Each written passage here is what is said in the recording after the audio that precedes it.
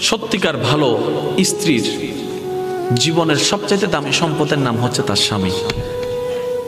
মাকে, বাবাকে, পরিবারকে সব কিছু ছেড়ে ওই স্বামী নামক শব্দটাকে খুশি করার জন্য সবকিছু ছেড়ে অচেনা এক পরিবারের মধ্যে চলে আসে। সুবহানাল্লাহ।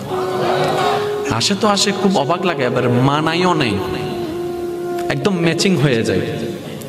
যেখানে যাই সেই রকম একটা মেন্টালিটি আল্লাহ পাক তাদেরকে দান করেছেন ম্যাচিং হয়ে যাওয়ার জন্য।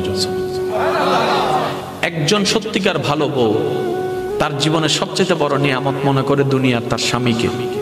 কারণ সবাই তার সাথে বেঈমানি করবে, আমার স্বামী কখনো আমার সাথে বেঈমানি করবে না। সবাই আমার হাত ছেড়ে দিবে, আমার স্বামী কখনো আমার হাত ছাড়বে না। এখানে যারা বিবাহিতরা আছেন, আমি ছোট্ট মানুষ হিসেবে শ্রদ্ধার সাথে একটা কথা বলি।